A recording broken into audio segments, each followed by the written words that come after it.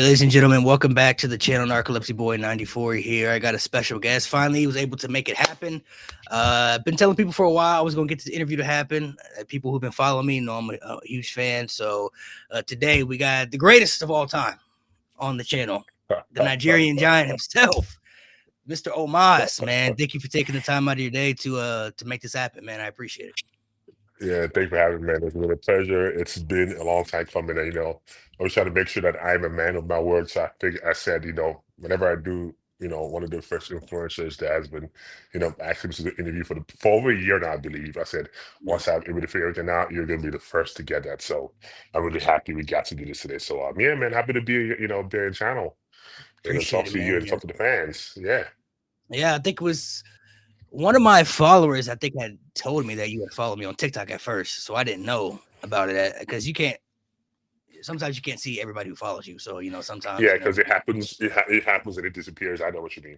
So when they said he had followed me, I was like, I got to get the interview and I got to ask. I'm like I'm one of like when people like ask like people who support Omas, people will always like send me stuff about you, like you in AAA. Even though you were in AAA, I watched it. They spamming me, like tagging me all over social media, like your boy's in AAA, man. Like he's doing this and that. And I'm like, bro, I watched it, man. I know, I saw it myself, So people know I'm an Homo sapien. I've been on the train though. I was at Oh, WrestleMania 22 when you had fought Bobby Lashley.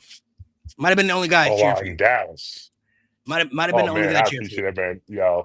That was such a oh man, I A couple remember that years ago, match like yesterday because that was like I think it was like 20, that was 21? 2022. No, that's 21. That was 21. No, that was That 2022. was That was 22. That was yeah. 22, man. COVID messed up the whole timeline. But I remember really doing that WrestleMania, and that was the first time they were like, okay, it's your own now, you don't have AJ Styles, and time to figure it out. And it was just me and the ring with Bobby. And I have a tremendous respect for Bobby Lashley and everything that he's done for me in my career because he really helps me a lot. Yeah. That I those think this like during that time frame we worked for almost like almost like 2 years. Bobby and I AJ. were in a feud. Yeah. Yeah. Even before, after we're done with AJ, me and Bobby were just going at each other for almost like a year and a half, 2 years. And that Mhm. time I spent with him, it, I cannot thank him enough. Like he had a tremendous effect on my career as a performer, as a ring performer. So I'm glad I was able to have that feud with him, and um, hopefully maybe if he does come back, we can run it back, and you never know. But man, I love Bobby, man. It's good people's. I think people know you're big, but like when you go up against because Bobby Lashley's not a small guy. Bobby Lashley's No, he's not. is a big guy. I don't know how tall he is, but he's always been, he's had masculine muscle and everything. But like Yeah, when you're standing up against Bobby Lashley, it's like, holy shit, like this dude is really big. yeah. He's really tall. Like you make a lot of people, even with Brock at Mania, it was like, oh my gosh. Like I think people know you're tall, but I think when you match up against other people that are usually bigger If you people don't, in the yeah, ring, it makes it seem like, whoa, yes. like he's really I yeah. I don't think. I think it's very. I'm very, very proportional in my height, so I don't have like extra long limbs. I'm extremely proportional, like a regular person. So even some tall guys, they have like extremely long arms or they have extremely long legs. I am proportional everywhere, right? So I think so that doesn't help my case. So I don't look as tall as I see I am until I stand next to somebody that you think is tall, and you're like, holy cow, he like it's like two or three of him. So and it kind of works to my advantage because I have like a regular person build. I'd have tarantula arms, I'd have like seriously long arms. So, but yeah, man, people don't really know how big I am until when they see me in person, and even that it takes like a quick second until when I get up close and you're like, oh, holy cow, he's gigantic. So yeah, what I are get that. the for you being a tall guy, what are the pros and cons that you feel like being a tall man it comes with? Oh So like some man, things that are good, but some oh, things that are bad that come with it. pros and cons, man, and one of the pros is it has afforded me a great life. I can't complain about the life that I have. I've been grateful and fortunate enough to travel the world. Like I lived in Japan for almost 5 weeks, resting and having fun. I've been to the Middle East, gone to Europe, like places that I never thought I ever would go in my beyond places I've only seen on television that I've been able to go to.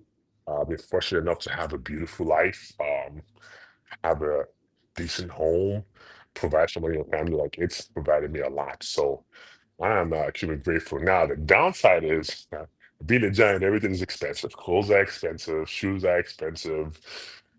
Uh, Making sure your furniture doesn't break after the first use. So investing money in furniture in your house, you know, I would say those are the downsides. Nothing really fits. So I have to kind of get most of my items custom made, which costs money. It's not cheap. Mm. So yeah, so those are some of the downsides. But even with all those downsides, man, the good outweighs the bad. So yeah, What I'm size shoe grateful. do you wear? 18. Which, to be honest, is not big for someone my size because I think Shaq wears about like a size, I think it's 21 or 22, and I don't want those problems. I'm great where I am. 18 school. I I think don't because and and he can have that. People like you want to be 22. I'm like no, size 18 shoes. I got shoes.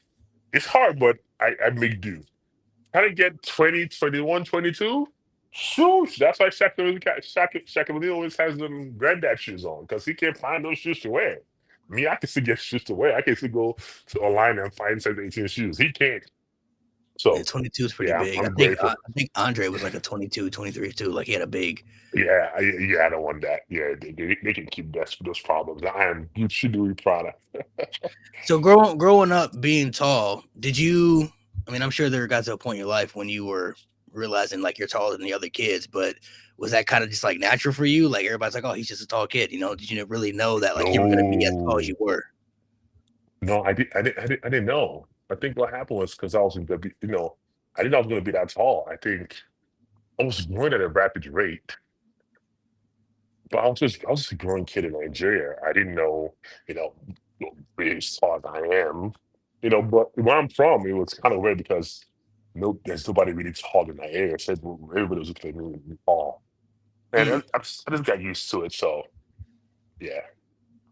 I think that when you always look at certain people who are so, because I went to school with a kid that I grew up with, and he was primarily taller than everybody else. I don't think he has giantism or anything. He was just like a tall kid. But I think Hmm. sometimes, for us, it was just kind of, I don't know, it's kind of normal thing because you just knew he was tall. Like he's just a tall guy, like some people just have that effect. So, I mean, I always wondered what it would be like because I'm only 5'8", so I'm kind of just a natural Hey. size, height. I wasn't blessed with. I'm actually the same height as my mom and my dad. They're both 5'8" exactly, and I'm the same height as them, Oh like wow. exactly. So I wasn't blessed, fortunate enough to have any height issues or height advantages for me. So, but one thing I do want to ask, getting into the business, you talked about that height has, provided you a good life and everything. Hmm. Getting into wrestling, what what type of things did you know about wrestling before, and what were some things that surprised you after you got into it? Like, wow, this is like not what I Oh, expected. I've always known about wrestling since I was a kid. My family watched wrestling. My younger brother and I, we watched wrestling all the time. Actually, we used to watch a lot of WCW back in the day. Mm, Watch where I saw it the other day, Rey Mysterio. I was like, hey, it's crazy. I was talking to my brother the other day. He goes, remember we used to watch Rey Mysterio when we were kids. I was like, wait. I was like, that's true. Like I totally forgot. The stuff you mm, forget. Because once I got to play basketball, it just consumed every part of my life. So sometimes it feels like a blood burn when I'm beginning to like think back to those times when I was watching wrestling. My grandma loved wrestling. Um, One of the first matches I ever watched was Undertaker versus the Giant Gonzalez when I was a kid. That was like my first wrestling match. I know, as long as the that's matches. I'm so That sorry. was one of my first matches. Yeah. You should have seen this picture when I told him that. He was like, really? That's your first match of me you saw? But that was the first match I saw as a kid. Yeah, So no, but no, man, it's man, being this tall and coming to wrestling, man, it's been great. It's been great, Yeah, and Once I got into basketball, I didn't really I always know about wrestling. I always knew, even if I said it, even before I got into the business fully, I always knew Triple H, Shawn Michaels, Undertaker, Ric Flair, John Cena, Batista, Stone Cold Steve Austin. I knew those guys. Shawn Michaels, yeah, I knew all those. So those are the people like I knew, like I Mhm. knew. So Right. I was like a super casual fan. Knowing the big So it wasn't superstars. like yes, yes, that I knew it. So I've always known wrestling, and I remember every once upon I try it out, I would watch it on TV. I was like, oh, let's turn it on, look at the wrestling guys wrestling. But one day I turned it on and I, saw Enzo wrestling. I didn't know who it was. I was just watching Monday Night Raw. Let's turn it on, but just watching it just to see. But I've always known about wrestling.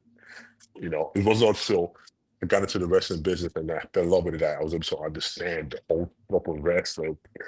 Excuse me, and understanding the different territories from the 70s and 80s, and how Vince came and scooped everything up and made it one conglomerate, and the formation of WCW, being founded by Turner, and like all that happening, and having two major brands, WCW, WWE, and how WWE does assault to greatness, and like you know, the guys here, Scott Hall, like Kevin Nash and Hulk, flips and switch sides and made the other promotions Yeah. skyrocket. So like it wasn't until like I got into it for like I fully understood the history of wrestling. So, what are some things that surprised you when you got into the business? Because being a fan, obviously you view it one way, but once you were doing the tryouts, what were some things that were like, these are things that go on that there are people that don't understand like how hard this really is? Taking bumps hurts, hitting the ropes hurts. That was actually a shocker for me because if you're not a fan, I mean, if you're just a super casual, you're like, oh, wrestling, it's great. Nobody gets hurt. I'm like, hey, go take a bump. Just nobody hits you. Just tell them how to take a bump. I have seen people trying to take bumps, and it has given them concussions. Really? Yes, yes, because they don't know how to talk their shit. Yeah, happened multiple times. You'd be surprised of people who are getting concussions from just taking a bump. And you guys Damn. watch the show all the time. You see guys take bumps. Like taking a bump is a skill. You have to know how to take a bump. So coming to the business, letting the freaking ropes hurt like hell. I've heard that many times. What Yeah, the ropes else? are very tight. Yes, they're very tight. The ropes hurt like hell. But although once, the more you keep on wrestling, you get used to it. You form callous, and you get used to the ropes. What else? Another surprising thing for me was how athletic everybody was. Doesn't matter whether you're an all-rounder guy or you're a smaller guy. It was just the diversity of athleticism that was shown throughout the spectrum of everybody that WWE hired. That was very amazing to me because coming from being shaped, you have to have a certain way, look a certain way. I come here and I see freaking Kevin Owens doing freaking swantons from the top rope, and he looks nothing. Like he doesn't look athletic as heck, right? He just has a regular dad body. It's no shade to him, but to see, it changed my mind of what athleticism looks like. Like it comes in various forms. Yeah. So that was one of the most shocking. I think that someone like Ivar. I'm like, my man is doing cartwheels and he's like 350. He's round. Who else? Freaking Keith Lee. I was like, how the hell is someone like him moving the way he moves? This should not be possible. Like, that is not what I thought athleticism was. He's jumping over the top rope, landing on people. He's doing freaking hurricanranas. And he's not a small guy by any means. So it was seeing those things that changed my mind of what athleticism looked like. It seems like there's probably a perception like there's a lot of people that are real athletes who go in there. You're like, oh, this guy, he'll probably make it or be fine. And then they turn out those are the ones that struggle the most. And the people that you think might not be as good, those are the ones that are thriving and succeeding the most. Yeah, it goes back and forth. Sometimes you see people who you think, oh, them people, they're gonna be great, just like you said. And then they're actually they're jacks and they take one bump and they're done. They can't handle it. And you see someone who A regular person, maybe have wrestling here and there, comes in and he's killing it. He's like it like there's really no those there really isn't a certain type of person that fits. You can find the beauty about with the wrestling business is you can find anybody from any place on earth. Like Naomi was a dancer. And Like she's came doing in the really combat well. sports. She was a dance. She's doing very well. People don't I think don't understand that she was a dancer. Freaking, I was watching her last night. Freaking, Maxi Dupree. She was a cheerleader. Yeah, she had a great match last night too with Becky Lynch. Yes, yeah. Like so, it's just like the ability to sort of find people from various backgrounds to do what we do it's unlike anything we have in the world of sports and entertainment. So since getting into the business, who are some of the people that you have been fortunate enough to make friends with? Some of the people that you would call like in your inner circle, like man, those are my peoples. Oh man, AJ Styles, Undertaker, MVP because when we were together on the road, we got really close because we did a lot of drives together, about 2 3 hour drives. And we would just talk about everything. Shelton Benjamin, uh, yeah, I would say those are like the just like the four like when it comes to wrestling wise, this is like the four people. Um, Mark Henry, whenever I need if I want to call Mark Henry, I can always give him a call. He's always been there for me. Freaking Kevin Nash, he as well. When Scott Hall was alive, he used to call me all the time and just tell him I was doing a good job and keep on doing a good job and make sure I keep my head on shit. So he produced my first ever wrestling match ever that I ever had with Scott Hall. For those who don't know, just speaking about Razor Ramon. So yeah, man, I've been fortunate enough to have a great deal of people in my circle that I know that if I pick up the phone and I call them and I give advice, whether it be about how to be a married man in this business and juggle the work-life balance or anything that pertains to ring action, even down to gear, costumes or promos, whatever.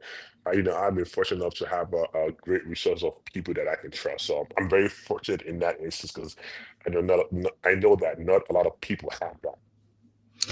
What are one thing I want to ask you, and then we'll move on to some other non wrestling questions. Um, do you think the giant wrestling style for big men is still alive? The guys like Andre and Big Show. We live in an era now where you guys, like Ricochet and Vikingo, all these guys who could do these crazy athletic things. But and I think we live in an era where I think that's become the more adaptable thing for a lot of people for what they want to see. But then you look at somebody like yourself, you're not going to do stuff they do, but you bring a different presence that not a lot of other people bring. Do you feel like somebody your size that style can still exist in this modern era? Yes, it can because at the end of the day, like you said yourself, you have people like Ricochet or Kigo who can do this crazy athletic things, right? Who do they need to go against? They need someone like me to go against because it just works. It makes sense, right? The most entertaining thing in wrestling is when you have a very fast style versus a very slow style, right? And see how they measure how it works and the type of unique so they can tell. So I think that is what a giant like myself brings to the table. And and I think if giants are booked the right way, you know, of course it can work. Because at the end of the day, you know, it doesn't matter in what era, myself, Big Show, Andre. Shoot, I'll throw the Great Khali in there. At the end of the day, you cannot deny the attention and the attraction that those guys brought to the program, and it's always going to be there. People forget that Andre the Giant pretty much changed wrestling as you know it. Like Andre the Giant made wrestling, was the one who ushered in a new era of going from the territories into one conglomerate and help usher in he's the reason why we have Hulk Hogan, Not right? saying you're So wrong. yeah, so like to say like the Giants and it doesn't work out to me to me that doesn't make sense. It's a cornerstone of the business and it's always going to be. Now it depends on how said giant is being used, so that plays a lot into it as well. But no, like Giants are always going to be a cornerstone of this business. It's never going to change. At the end of the day, this is we in a entertainment business. Yes, we have people can do all this athletic feats, right? But if you do all this athletic feats and it's not entertaining, nobody's going to watch the program in anyways. Mm. So you have to have some level of entertainment to accompany said athleticism to make for an entertaining show. It can't just be, it's like going to an action movie. I was talking to some kids yesterday. It's like going to an action movie, and for 90 minutes, it's just straight up action, action, action, action, action, action. And there's no point in time where like there's a story in the scene or they're having a discussion. It's just all action. It's Understandable. boring. Yeah. Yeah. Moving ahead is boring. So you need to have the perfect balance of, oh, we have high action and you need the different facets to make what we call professional wrestling works. And that's in any company, not just in WWE. But I feel like people who say Giants are done, like it's stupid. Like Giants are always going to be a cornerstone of this business. I think too, what comes with it is the appeal of somebody being that big. When somebody comes out that big, you're instantly just gonna look at that person like, whoa, that's a big individual. And I think you already have the believability of that person can destroy whoever they're in the ring with. Nobody's bigger than them. Like, how can that not be a believable thing? And to your point, it makes for a very good and competitive story because whenever the giant comes out, right, whoever's in the ring, they think the giant is going to kill. It doesn't matter who it is, right? So now, right, the baby face doesn't have to do this crazy work to get over it. Because now the audience is in their mind, they're now ready for the small guy to win because it feels like bullying. It's never going to change. It makes for a very compelling, unless the fans hate said here. If they hate that guy, then it's like, oh, big guy come crush it because we don't like him. But if it's someone that they like, yes, they want to root for that person to win. Is this natural human psychology? Yeah. So to switch to some anime stuff. I know you're big on anime. What was your Hmm. experience like going to Japan Right. over there, man? I've never been to Japan. That's one of my dream Oh places to go. man. So Oh man. To be honest, I didn't know what to expect, but upon getting there, it was great. It was clean. I had a blast in my 5 weeks there. Uh, I had fun. I had a lot of fun. I got to wrestle pretty much Suguya, Marufuji. I got to wrestle a lot of guys, but I never thought I would have the opportunity to wrestle. And it was great just to have that experience because that was my first time back wrestling since myself and MVP split. So it was great for me to go there and it was great for me to go there and, find, discover who I was, mm, right? I don't have any manager. It's just me now on my own. Like, so it was having that space to have that discoverability of who am I as a performer. And I'm still discovering that to this. It's a continuous discovery, but beginning to find elements of what I like and what I like and don't like. And I had a phenomenal experience as it pertains to anime. I came to like 6 or 10 anime figurines that I have in my office. I dude, I had a blast. I had a blast. I didn't think I was gonna miss it as much because being a married man, I didn't miss my wife. I wanted to come home. I was, in all honesty, I was constantly. I was like, you know what? I have one more week left before I get home to my family. And then now that I'm back, I'm like, dang it, I want to go back. yeah, missed it. I miss it. It's a great place to visit. The people are very hospitable and polite. Yeah, I had a blast in Japan. What would you say if you had? Because I'm not a big anime guy. I try to get into it. I've seen certain things like Attack on Titan. There's no way you like wrestling or watch anime. I've tried it, Like this bro. story. I've Okay, tried what it. is it? Okay, okay. I've tried it. I know. To be fair, I didn't grow up watching anime though. I wasn't one of those kids that grew up watching I wasn't big into cartoons and stuff growing up. I was mainly into Uh, sitcoms and TV shows. I was more into okay, movies, got you. sitcom, and wrestling. That was like my thing. So of course, I grew up watching like SpongeBob and stuff like that. But when it came to anime, I guess growing up as a kid, I didn't understand it. Like I would see people growing up play with like Pokemon cards and Yu-Gi-Oh cards, and I would watch it, but I don't know. I didn't like it. Didn't I gravitate think me. that's the problem, and that makes sense because at the end of the day, Pokemon cards, Pokemon and Yu-Gi-Oh are more geared towards kids, and I wish like the different type of animes. There are more animes that have more different storytelling. So it just depends. It just where you started, and so I understand why you didn't understand because in your mind you're just like, why these kids play with cards where they have to train animals to fight Yeah. other animals? Like it doesn't make sense to me. So I get that. I understand. So So if you was to put me on, what are some animes you recommend? Like if you was trying to get into it, you ooh, gotta you gotta check these out. what do you like to watch? You say watch movies because I always try to figure out people's taste and what they like to So watch, and then trying to divert them. Are you into fantasy? Are you into action? Like, what do you like definitely watching? So, action. because I don't. Okay, so you want okay. So action would be the story into adult shonen. Uh, I'll say a good one to start off with. Obviously, I'm not a I watch it because it's good. Dragon Ball. That's a good. It's a Classic. good Yeah, to okay. start. Dragon Ball Z. Pick whatever one. Yeah, it's classic. Good one to start. I don't show. You can Bleach is a good one to start. You can watch Naruto. So this is where those stories they have the action, but they now have a little bit more story Okay. to them. You know. I'm not a huge One Piece guy. Really? That's one of the I'm gonna big ones. get That's one back of the to big that. I ones out know. there. Yeah, I know. I trust me. I know. I'm not a huge One Piece guy. I understand the allure and why people love it. I'm just not a big One Piece guy myself. Um, and then we go to the more story driven. I would say, uh, you have to watch Cowboy Bebop. Now that one feels like a movie. Yeah, my friend is big into anime, and that's one of the ones he's always been telling me about is Cowboy Bebop. He's like, man, this is a good one, man.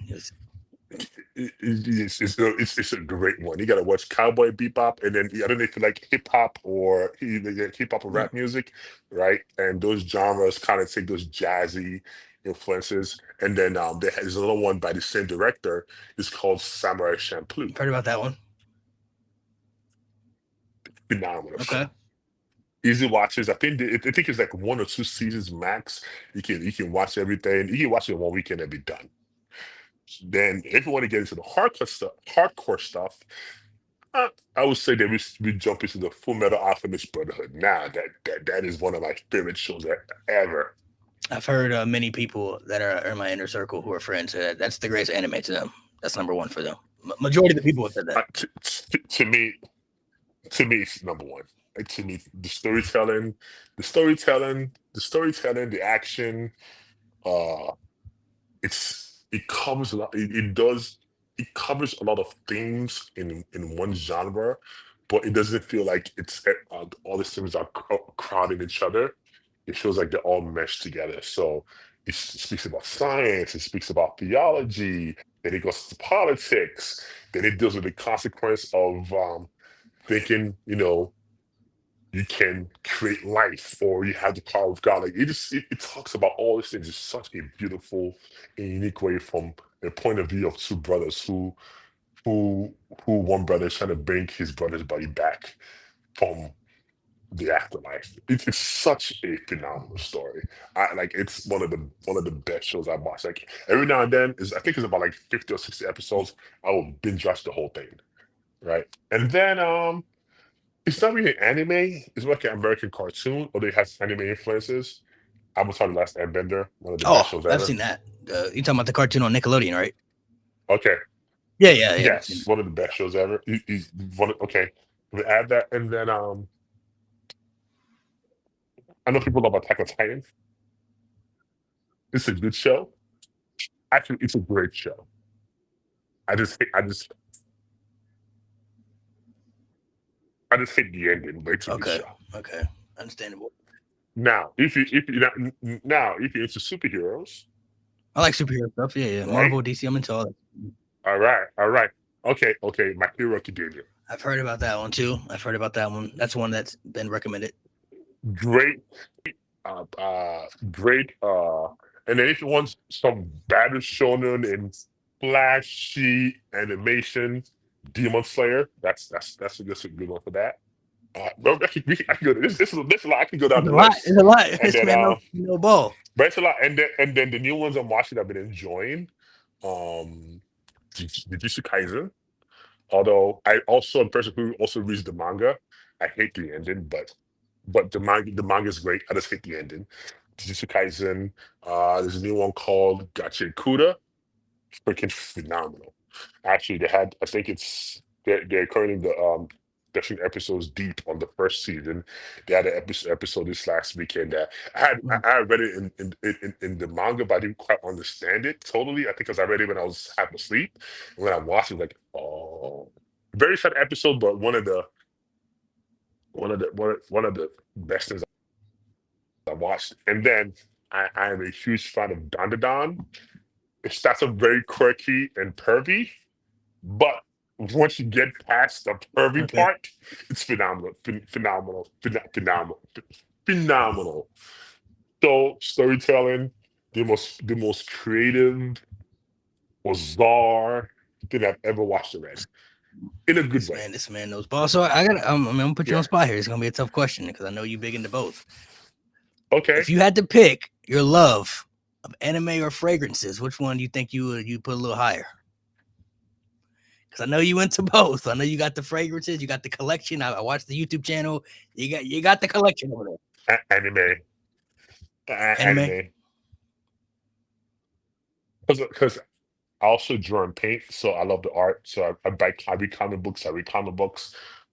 So I'm gonna pick that art from better. Like I just love I read the panels. Like it's what I'm reading. There's an anime for it right now. It's called dang it shit dang it it's a new one. It's about it's like a kid trying to going on a revenge tour for his dad. Dang it, Kagurabachi. The name skipped my mind. Freaking phenomenal book. The art is amazing. Same thing for Dandadan. I read, but also look at the art because I love the art. This Japanese, draftsmen are freaking phenomenal. Even for American comic books, like I buy comic books, I read comic books. Outside of my restaurant life and fragrance Mhm. content, it makes me look like a very sophisticated dude. I also have an extremely nerdy, geeky part of me that I love. Like I love tech, I love cameras. I'm into a lot of things. So yeah, So the fragrances, man. How did you know this was a thing for you, man?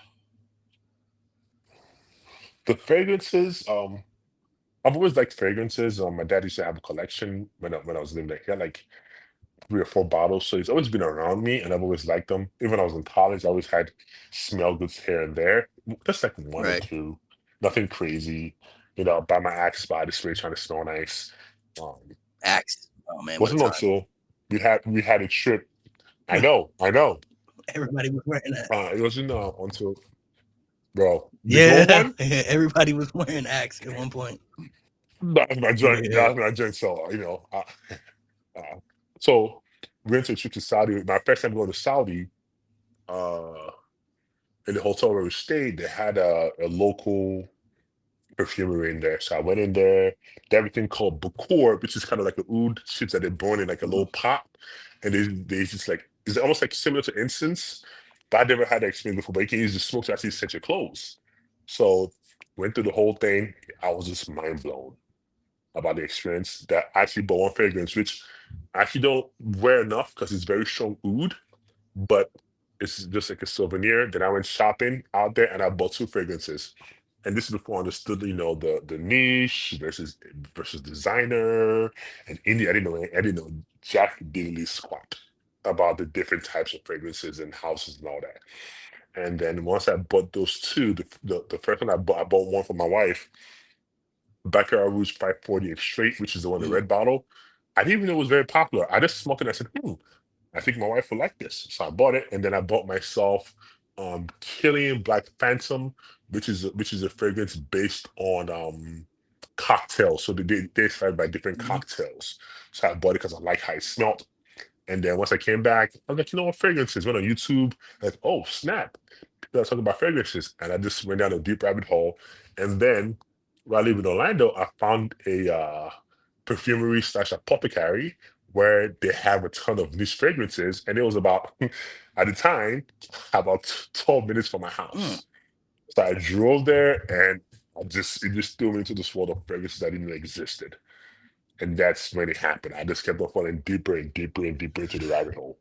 Deeper into Do the you have rabbit hole. okay? So since you collect, are there ones that you will actually buy and not use? Because maybe it's too expensive, or it's like a special collection where it's like, I don't know if I want to use this one, but I wanted this one, so I'm gonna collect. I'm gonna buy this one and just like a little trophy. Like, N- No, perfumes are meant to be worn. I know people who do that where like they buy the real deal because of the because of how expensive it is. They probably get like a copy or dupe of it, so they use the dupe and they keep it on. That's not me. Tomorrow isn't promised to anyone. I could be gone tomorrow. It could be like tomorrow's a promise, right? So if I'm going to spend money on something, I am going to wear like I wear my fragrances. I wear everything. I think as of right now.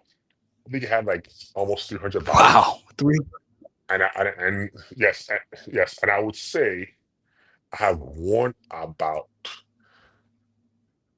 70% of all my fragrances how I do you own. pick a bottle though? Like I 300. Like, wear how do you wake up and just be like, how do you choose 300? That's a lot of bottles. so literally my office is a mess right now. That's why I'm not in there. So typically what I do is I get dressed, maybe go train at the PC. On my way out, I make a beeline. I make a right turn into my office. I look first thing I do is look at the temperature, see how hot or how cool it is, and that would be a determining factor of what I want to wear. Do I want to wear something that's really, really fresh and Mhm. clean? Do I want to wear something that's fresh, clean, and sweet? Or do I want to wear something that is like very overpowering? So it just depends. All depends on the temperature of what I see outside, and sometimes too, it also depends on if I haven't worn something in a while. I'm like, you know what? I'm gonna wear this today. Okay, so the temperature. I didn't know. See, So I'm that's how not it hip to the goes. fragrance like that. I Hey, it's don't do it because once you get into it and you stop, it's a wrap. It's a wrap. And then now you buying $300-$400 fragrances on freaking from Nordstrom's or freaking or Factory LLC. It's a terrible addiction. terrible addiction. Okay, so one thing I want to ask, I think I'd be remiss to ask. I gotta go back to one wrestling question real quick because I know a lot of people probably want to know. How'd you get the call to go to AAA? How did that come about? That happened. It was just like, hey, want to go to AAA? I'm like, sure. That's how it Just happened. simple, like, hey, we got this battle royal AAA, or you want to? Hey, I didn't even know it was battle royale. It was like, hey, you have something going on AAA. You want to? I'm like, sure, all right, Mexico. I've never been to Mexico City. Let's go. And me, I'm a thing where like I was coming to college. I really didn't get that much experience to travel a lot. I said the Mhm. USA, so I wasn't able to get my immigration stuff settled and situated. I'm like, oh, I'm going to travel now. So and since I get to travel and leave the country, sign me up. I'm What do you gone. think the benefits are I'm gone. for people who may not be, featured on TV weekly to be able to, hey, if we're not using you, would you like to go to Japan and at least do something, be active? You can go to Mexico and work at AAA. Do you think that's beneficial for people, in WWE now and other collaborations for the future? Oh, absolutely, because I think it's a way for you to is a way for you to get your personal brand out there to different markets that don't know who you are, right? Because we all assume that everybody watches WWE, but when you go into a market and they see you perform it, they become familiar with you. Now you form the long-term bond with that audience. So I think it's important for guys who don't get as much TV time on Raw SmackDown who get the opportunity to work, let's say, at AAA or Noah or any other promotion outside of the US. I think it's extremely beneficial because it's extremely beneficial because also you get to get your reps in as well. Because at the end of the day, you're still Mhm. working. You get your reps in. You form a bond with a new audience, and also it's an opportunity to explore a different style of wrestling and a different country at the same time. So I think it's a plus. So I want to move to a mental health question. I'm very big and an advocate on mental health, especially for men. I think Hmm. a lot of men out there struggle with mental health, and the suicide rate for men is a lot higher than women because I think a lot of men are always told to deal with certain things and hold it in and not express yourself. So mentally, first off, hope you're in a good space right now, mentally in your life. Oh yes, yes. Thank Secondly, you. what would be some advice that you would give to people about, I don't know if you've ever dealt with any panic attacks, any depression, but just to get through it, because you never know who you can inspire, who watches. What would be some advice you would give to people who may see this, about your maybe struggles or anything you want to share that maybe got help get you through it? I would say number one thing is, and I'm also struggling with this as well, so I'm not perfect. I would say number one is to drop the phone. I've recently got into photography, and I do understand that that can be pretty pricey because cameras are expensive, but it's something that I enjoy because it stops me from going on my phone and scrolling. Hence, me doing the YouTube channel. Like I'm trying to find other hobbies for me to do than just go to social media because when you do scrolling, man, it doesn't do you any good. You just scroll just to scroll, and you spend hours doing that. And having a camera has afforded me to start going outside a lot more. Just going to downtown and taking photos and being around different people. Because sometimes in this era that we're in, everybody's just so used to being in their house. And I think for us as human beings, we are very social animals and we need that social aspect. And I feel as if a lot of men aren't getting that social aspect. Um, and it'd be great for men to start going out and forming bonds, not just like, hey, but people get like actually forming true bonds and friends with other men, people who are like-minded, leaving your house and not being on the phone so long. I think that is extremely helpful. I struggle with it too. So, I'm not trying to point any fingers because it is something that I am still working on, but at least I am aware of it. So I would say that and then talk to somebody, man. You know, for the last year, I think it was last year, I kind of stopped because got kind of busy, but I was going to therapy like once a week. Therapy is good.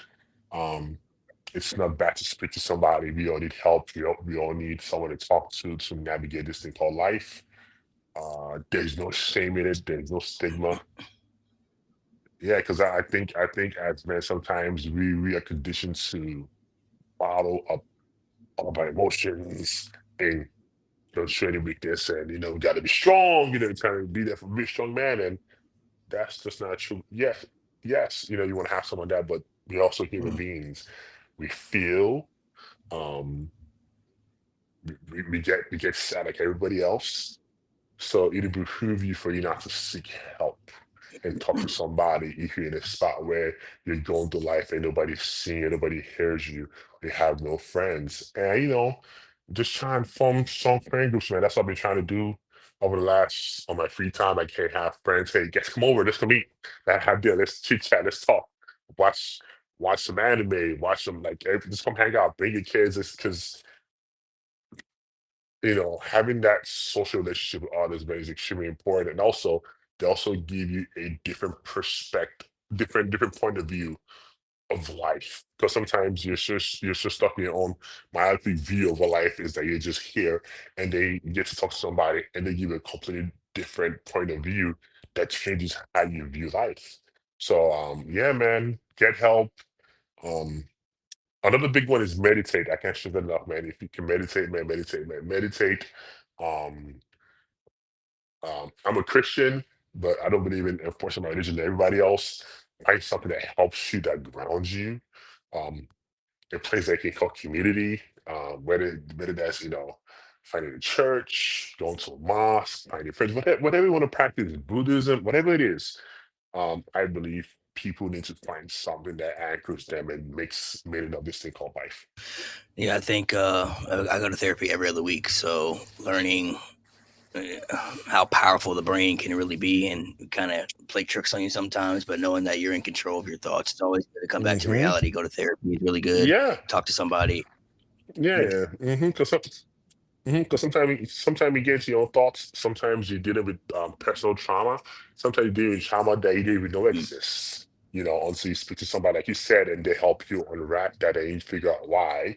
You know, why that is. Why you do so. Why you self-sabotaging.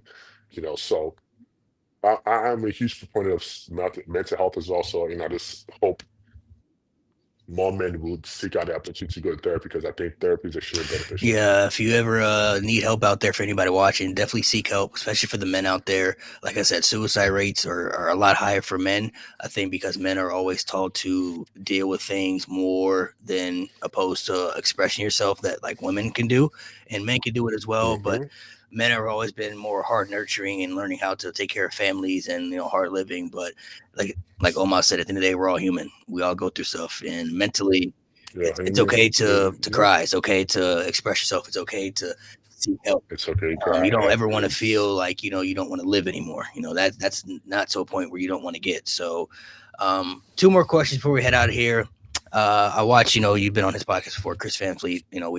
Everybody in the community watches this podcast. He's the biggest one out there. At the end of his podcast, he's always asking three things that you're grateful for. So I wanted to ask you, what are three things before your time comes on this earth and you're no longer alive and you're no longer here? What are three things you would like to accomplish or do before you pass away? Whether it be something in the WWE, a place to travel, something like in your mind, like I have to do this before my time is over.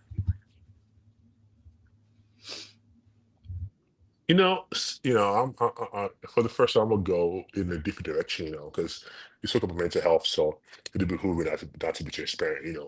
I didn't have the greatest upbringing coming up with my father. My father wasn't really there for us. He kind of battered us when we were kids. Sorry It to was hear that, man. just my mom, my younger brother. It's all good. My mom, my younger brother, and to be honest, if it wasn't for her family, I don't know if I'll be here today. Like they literally came in for us and helped us in a time of need. So I think um the number one thing I would love to accomplish is to be the father my father never Mm, was. To be a man that my kids can look up to and say, "That's my dad." They're proud of me. To be able to protect them and take care of them and nurture them in such a way that I wasn't given that. Like, I had to figure it out on my own. I think for me that would be the greatest accomplishment for me, and not just that, also be um an amazing husband to my wife. Um, yeah, I think for me that would be the biggest beyond anything, accomplishment wise. Doing more WrestleManias, hopefully doing a movie. I think being a father, being a husband, being a great father, being a good husband, being a good parent surpasses that all. that's good, man. That's good. To end it off here, as I mentioned before we started, we're gonna play a little game called Pick Between the Two. So these are just wrestling theme songs, WWE. So I'm gonna give you two things. You just pick which one you think is the better thing. Which one your preference. So which one you think is the better theme. Okay, all right, cool. Let's So shoot. first theme I gotta throw out there, man. You got Shawn Michaels, Sexy Boy, or Triple H, The Game. Oh, sexy boy. See, I'm not a fan of that one, bro. I don't see the appeal to it. I'm not gonna lie to you. I like I'm just a sexy boy, it's sexy catchy. It is boy. catchy. I'm It just is a catchy. boy. Come on, It is come catchy, on, but the come game on. though, man, there's something different about that one, man. But they're both good. Okay, all right. Next one I'm gonna throw out there. All These right. are two big ones too, so this might be tough. John Cena, The Time Is Now, or Edge Metalingus.